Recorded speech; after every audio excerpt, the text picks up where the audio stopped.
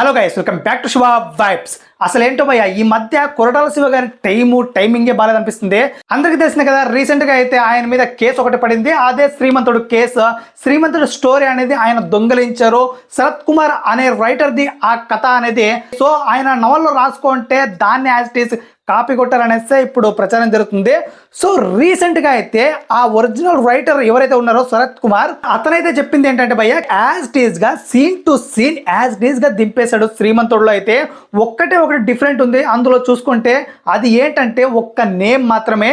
ఆయన నవల్లో విలేజ్ పేరు దేవరకొండ అని ఉంటది. సో యాజ్ ఇట్ ఈస్ దింపేస్తే బాగోదని దేవరకొండని దేవరకోటగా మార్చారంట మన కొరటాల శివ గారు అయితే. సో ఇప్పుడైతే ఒరిజినల్ రైటర్ కి 15 లక్షల ఆఫర్ కూడా ఇచ్చారంట.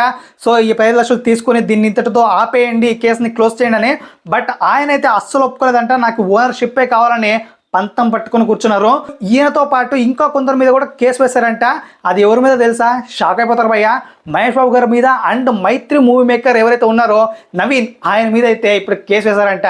దిమ్మ తిరిగిపోయింది. బట్ ఇక్కడ ట్విస్ట్ ఏంటంటే, మహేష్ బాబు గారి మీద ఇక్కడ కేసు వేయాలంటే ఎంబీ క్రియేషన్స్ మీద వేయలేదు. నమ్రత గారు ఈ విషయం తెలిసిన వెంటనే ఎంబీ క్రియేషన్స్ లో ఓనర్షిప్ మహేష్ బాబు గారు కాబట్టి ఆయన వెంటనే ఆ ఓనర్షిప్ తీసేసి ఓనర్ గంగాధర్ అనే ఆయన్ని పెట్టిందంట. సో ఇది ఇప్పుడు హాట్ టాపిక్గా మారిందనమాట.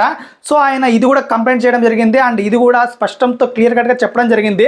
సో మొత్తానికి దీని తర్వాత ఆయన ఒకటి క్లియర్ కట్గా చెప్పేశాడు కొరటాల శివ గారికి అయితే, మీరంతటి మీరు మీడియా దగ్గరకు వచ్చి పబ్లిక్గా ఇది నేను దొంగతనం చేశాను ఈ స్క్రిప్ట్, సో నేను చాలా గిల్టీగా ఫీల్ అవుతున్నానని చెప్తే సరే ఓకే, ఇంతటితో వదిలేస్తా. బట్ ఈయన మాత్రం ఇంకా ఒప్పుకోలేదంటే మాత్రం ఖచ్చితంగా I will be sent to jail, అంటే నేను ఖచ్చితంగా జైలుకు పంపించేదాకా నిద్రపోను అనే విధంగా చెప్పాడనమాట.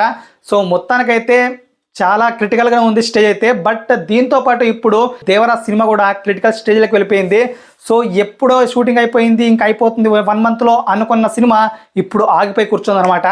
సో కొరటాల శివ గారు ఇందులో నుంచి బయటకు వస్తే తప్ప ఇక సినిమా అయితే మొదలు కాదు. సో ఇప్పుడు దేవరా పరిస్థితి అయితే అదో గతిలాగా ఉంది బాయ. ఎప్పుడు స్టార్ట్ అవుతుందో ఎప్పుడు ఎండ్ అవుతుందో కూడా అర్థం కాకుండా పోయింది. సో మొత్తానికైతే చూడాలి. రైటర్ శరత్ కుమార్ చెప్పినట్టుగానే కొరటాల శివ గారు ఈ కథని నేను దొంగతనం చేస్తాను, దొంగలించానని ఒప్పుకుంటారా లేకపోతే ఆర్గ్యుమెంట్కి దిగుతారా? సో చూడాలి. అదే ఇప్పుడు హాట్ టాపిక్. నిజంగా శరత్ కుమార్ గారు ఒక్కొక్క ట్విస్ట్ రివీల్ చేస్తుంటే మైండ్ పోతుంది లోపల అనే మ్యూజిక్ స్టార్ట్ అవుతుంది అనమాట.